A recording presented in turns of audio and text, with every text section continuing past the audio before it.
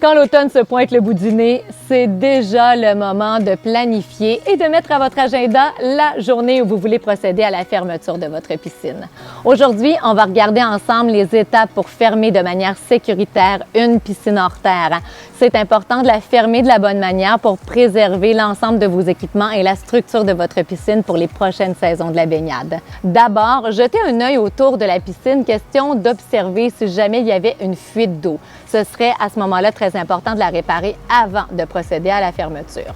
Une chose très importante, toujours laisser en fonction vos équipements jusqu'à la date choisie pour la fermeture de la piscine. Et là, on parle autant de la pompe, la thermopompe, une chute d'eau. Tout doit rester en mouvement. La raison est bien simple.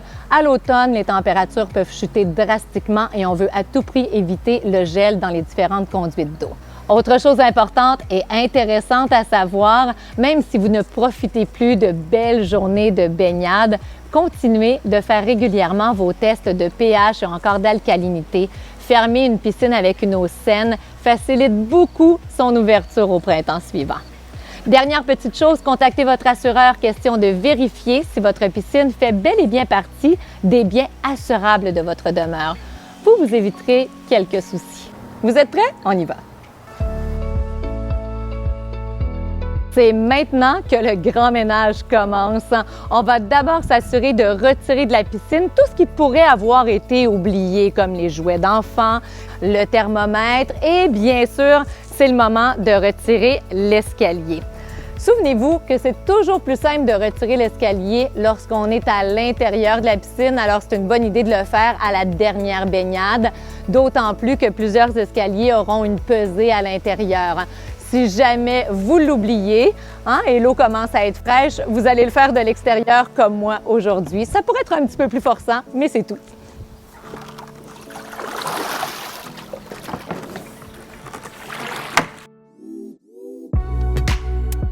Avant l'hiver, c'est important de procéder à un bon nettoyage de votre système de filtration. Chaque installation est unique, alors vous avez peut-être un système au sable ou encore à cartouche. On va regarder ensemble toutes les étapes pour bien répondre à vos besoins. Dans les deux cas, on utilise le même produit de nettoyage, soit le nettoyant à filtre. Par contre, si vous avez un filtreur au sable, c'est important de prévoir cette étape la veille de votre fermeture, puisqu'il y a quand même un temps de trempage de 8 heures. On va commencer par le filtreur au sable. Alors, on va vider le contenu de la bouteille dans l'écumoire. Comme le produit nettoyant doit se rendre jusqu'au filtreur et non retourner dans la piscine, on va fermer l'accès au drain de fond. Pour ce faire, vous allez tourner la poignée sous l'écumoire. On peut vider notre produit et ouvrir la pompe. Quelques secondes seulement seront nécessaires pour que le produit voyage de l'écumoire jusqu'au filtreur. Et d'ailleurs, vous allez pouvoir surveiller à l'aide du couvercle sur la pompe. Lorsque le rose a disparu, on éteint la pompe et on laisse le trempage se faire un bon 8 heures. Au moment où on est prêt à évacuer le produit nettoyant, on va mettre notre filtreur en position lavage, backwash et repartir la pompe. On va surveiller sur la petite bouteille de verre. Au moment où il n'y a plus de rose et que l'eau est bien claire, le filtreur est propre, le sable est prêt pour la prochaine saison.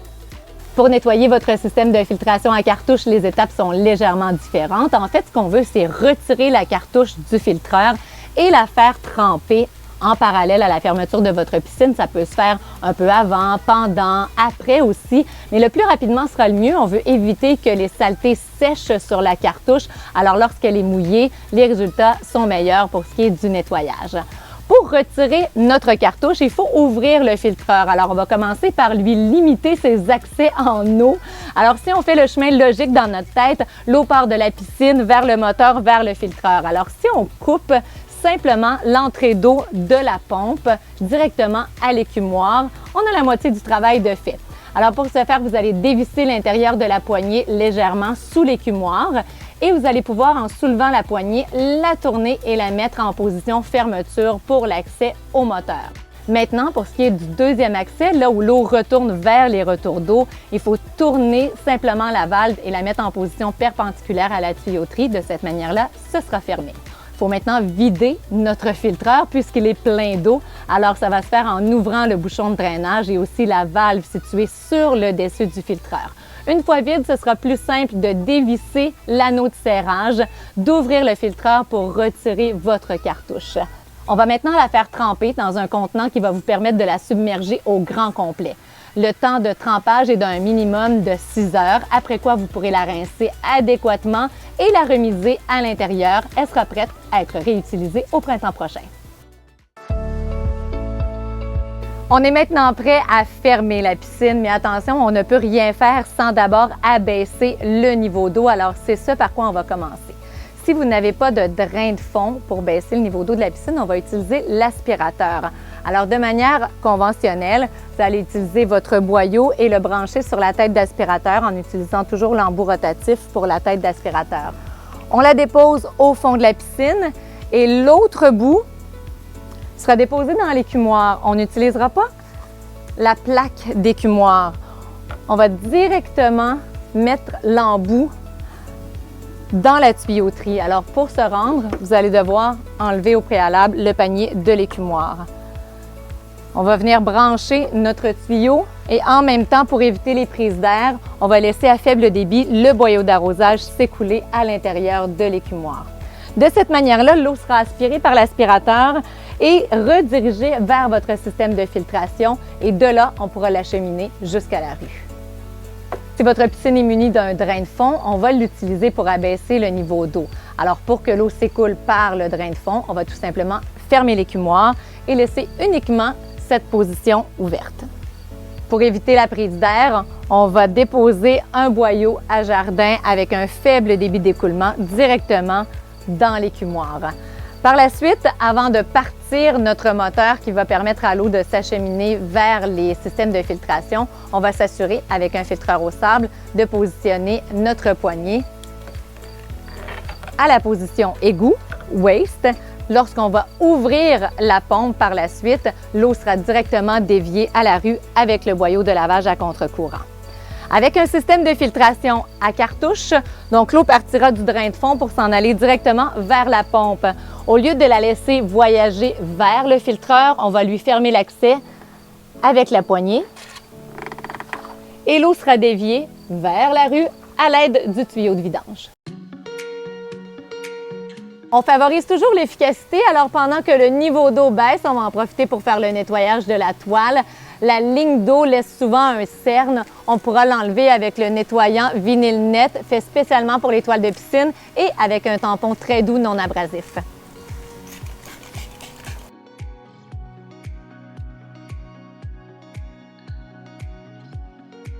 Une fois que le niveau d'eau est à 20 pouces sur le cadrage de l'écumoire, c'est le bon moment pour mettre de l'Iverside. On est prêt maintenant à hiverner notre équipement et si votre piscine est munie d'un drain de fond, c'est définitivement l'étape la plus importante. Ce pourrait être une bonne idée aussi à ce moment-ci, puisqu'il y a beaucoup de tuyaux, de prendre quelques photos. Ça va vous aider au printemps prochain à rebrancher le tout au bon endroit. C'est appréciable d'avoir quelques souvenirs. Tout se passe du côté de l'écumoire pour commencer. Alors, on va bouger notre valve pour la positionner en position d'ouverture complète. Alors, la ligne d'eau vers le drain de fond et vers la pompe sont en ouverture. On va suivre notre ligne vers la pompe pour la dévisser. On va venir la suspendre, donc la surélever. Ça va vous prendre une attache autobloquante géante vendue en succursale chez Trévi et vous allez venir la passer en dessous du siège de la piscine. Une fois notre ligne d'eau détachée, votre bague de serrage va servir d'ancrage. Alors, vous allez venir passer l'attache autobloquante à l'intérieur pour vous permettre de suspendre la ligne d'eau. C'est une étape très importante, ne la négligez jamais. Ne pas mettre une corde ou un attache plus petit, ça prend quelque chose de solide. Il pourrait arriver que la vis de serrage ici soit trop rigide et que cela vous empêche de monter votre tuyau. Vous pourrez la dévisser un petit peu, mais ne pas oublier de la remettre bien en position, bien solide, avant de passer à la prochaine étape. On s'assure d'avoir retiré notre panier d'écumoire pour venir verser de l'antigel. Vous aurez besoin de 1 à 2 gallons d'antigel, dépendamment de la grandeur de la piscine. Après l'antigel, on va insérer un premier boudin à l'intérieur de l'ouverture de l'écumoire. C'est important de l'insérer le plus loin possible et à la toute fin, faire une boucle avec l'extrémité et venir coincer à l'intérieur de l'ouverture. On va faire le même procédé avec le deuxième boudin. Celui-ci est réservé à notre tuyau qui est déjà en position surélevée. Même chose, on le rentre au complet et avec l'extrémité, on vient coincer la boucle à l'intérieur. Il ne nous reste plus qu'à placer les deux parties de styromousse de part et d'autre de l'écumoire dans chacune des ouvertures et venir les bloquer avec le petit goujon. On va venir compléter quelques manipulations avant de rentrer notre pompe pour l'hiver. On va dévisser la ligne d'eau qui l'unit au filtreur. Celle-ci va quand même passer l'hiver à l'extérieur. On va nettoyer et drainer les composantes de notre pompe.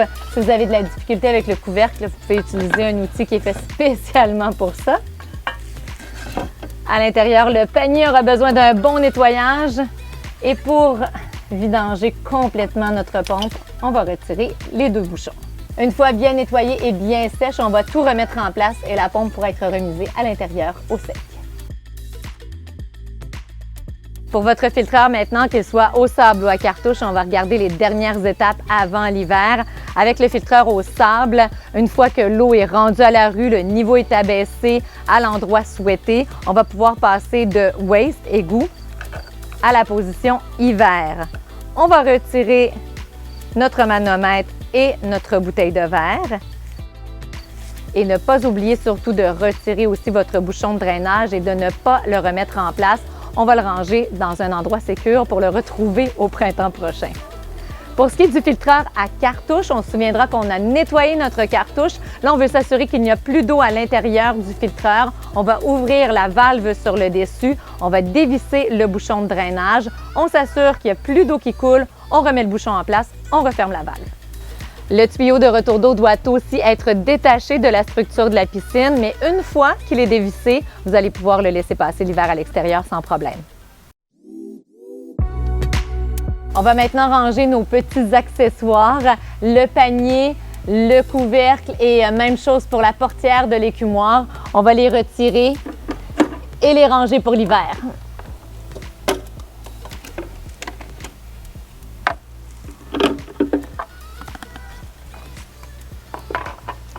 Ce sera important aussi d'enlever les 3 parties du retour d'eau. Pour la partie intérieure, vous pourriez avoir besoin d'une clé bleue.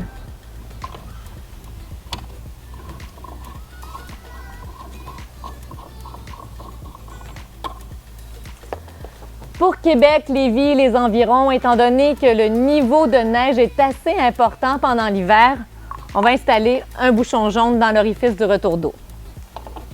Au préalable, c'est important de mettre du ruban à téflon avant de le visser. Si vous avez un système d'éclairage dans votre piscine, on va aussi le préparer pour l'hiver. Alors, si c'est une lumière qui est insérée dans le mur de la piscine, vous allez débrancher l'extrémité du fil du transformateur. La lumière peut rester directement dans la piscine pour l'hiver. Le transformateur, lui, on va le ranger à l'intérieur. Si vous possédez des lumières solaires, elles peuvent rester en place pour l'hiver. Si vous avez, comme c'est le cas ici, une lumière sur l'écumoire, on va aussi la débrancher tout simplement du transformateur. Le transformateur sera rangé aussi à l'intérieur. Et pour ce qui est de la lumière elle-même, on va la décrocher et la ranger pour l'hiver. La thermopompe aussi a besoin d'être bien drainée. On va commencer par dévisser l'entrée et la sortie d'eau. Toutes les thermopompes ne sont pas munies de bouchons de drainage, mais si c'est le cas pour la vôtre, c'est important de le retirer aussi.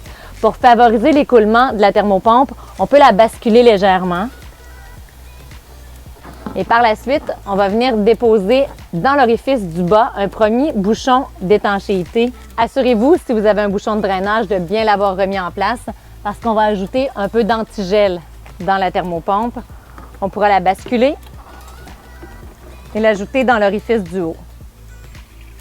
On vient mettre le deuxième bouchon extensible avant de redresser la thermopompe. Si vous possédez un système au sel, il y a quelques manipulations aussi à faire avant l'hiver. On va commencer sur votre boîtier. Placez le commutateur à la position arrêt. On va débrancher la fiche électrique et aussi débrancher le fil de la cellule. Vous refermez le boîtier, il peut sans problème passer l'hiver à l'extérieur. Pour ce qui est de votre cellule maintenant, ça c'est la partie qui serait reliée à votre retour d'eau. Vous allez dévisser juste en bas. L'idée est bien sûr de dégager la cellule de la tuyauterie de la piscine pour ensuite venir installer notre socle de trempage. Ce sera le moment de nettoyer la cellule. Pour visser le socle de trempage, utilisez l'extrémité où vous ne retrouvez pas le fil électrique, ce sera plus facile. Au moment de nettoyer votre cellule, installez-vous sur une surface bien plane, bien protégée. Vous aussi, protégez-vous avec des gants et des lunettes puisque le liquide de nettoyage est quand même assez corrosif. On va le verser à l'intérieur de la cellule, le laisser agir 20 à 30 minutes. Par la suite, sachez qu'il est réutilisable, alors vous pouvez le reverser dans votre bouteille. Si jamais il restait encore des saletés, vous pouvez faire l'opération 2 fois. Une fois que la cellule est bien propre, vous la rincez délicatement avec la hose à jardin et on va la rentrer à l'intérieur pour l'hiver. Si vous possédez un ozonateur, c'est aussi le moment de le protéger pour l'hiver. Alors, on va simplement dévisser les 2 bagues qui relient les tuyaux. On va incliner des 2 côtés la tuyauterie pour permettre à l'eau de bien s'égoutter. Ensuite, on débranche le fil vert. Il peut passer l'hiver à l'extérieur avec le boîtier, mais si vous voulez, ça peut aussi entrer à l'intérieur. La plomberie, on va la mettre à l'abri à l'intérieur pour l'hiver et on n'oublie pas bien sûr de débrancher la fiche électrique. Place au chlorinateur maintenant. De chaque côté du chlorinateur, vous avez un tuyau qui est relié à la plomberie de la piscine. Dans chacun des cas, on va le dévisser. Par la suite, mettre le commutateur en position full. Au moment de l'ouvrir, soyez vigilant quand même, il pourrait y avoir des émanations de produits chimiques. S'il reste des pastilles de chlore à l'intérieur, ce serait important d'en disposer de manière sécuritaire. Et là, il faut l'assécher, alors vous allez l'incliner pour vider l'excédent d'eau. Une fois qu'il est bien sec, bien propre, on remet le couvercle et on le range à l'intérieur pour l'hiver. Les étapes de fermeture sont maintenant terminées, mais pour conserver votre eau bien propre pendant l'hiver, c'est important d'y ajouter des produits chimiques. Alors, votre trousse de fermeture, vous la choisissez si vous avez une piscine au sel ou encore traditionnelle. C'est aussi très important de bien lire les étiquettes sur les différents produits pour bien les utiliser. D'ailleurs, c'est ce que je vous suggère aussi avec tous les produits qu'on a utilisés pendant le tournage de cette vidéo. Si jamais vous possédez une marque différente, référez-vous aux étiquettes sur l'emballage pour une utilisation optimale. On a dévissé quelques joints, on a vu tomber à droite et à gauche quelques joints d'étanchéité. Ça aussi, c'est important d'y appliquer un lubrifiant à base d'eau avant de les rentrer pour l'hiver. Lorsque vous venez nous voir en magasin pour avoir de précieux conseils, vous procurer vos différents produits, n'hésitez surtout pas à nous présenter des photos de vos équipements. Si vous avez, par exemple, à vous procurer des bouchons, ça va nous aider à vous fournir le bon produit pour votre matériel. Au moment d'installer votre toile de protection pour l'hiver, votre toile mèche, on va commencer par installer la corde tout au contour de la piscine et la serrer avec un peu de résistance grâce à l'outil de tension. Pour supporter la toile, on va installer un système d'élastique en forme d'étoile. À chaque extrémité des élastiques, on a un crochet qu'on va venir accrocher sur la corde qui est tendue au contour de la piscine. À cette étape-ci, c'est bien d'être accompagné d'un ami. On vient déposer la toile par-dessus le système d'élastique et ensuite, tout au contour de la toile, le câble de serrage devrait être tendu à son tour. On va arrêter la tension au bon moment, c'est-à-dire lorsqu'on est toujours capable de soulever la toile pour passer par-dessus un couvre-joint. Périodiquement, pendant l'hiver, il faudra vérifier cette tension-là parce qu'avec le poids de la glace, ça pourrait devenir trop serré et à ce moment-là, il faudrait défaire un petit peu la tension pour toujours être en mesure de soulever la toile par-dessus le couvre-joint. Si vous avez suivi chacune des étapes de cette vidéo, votre piscine est maintenant prête pour l'hiver et nous, on a déjà hâte de vous retrouver au printemps prochain. Sachez par contre que si le temps vous manque ou encore la tâche vous paraît trop complexe, Trévi offre un service de fermeture de piscine à domicile et vous pouvez prendre rendez-vous directement en ligne sur trevi.ca. À bientôt!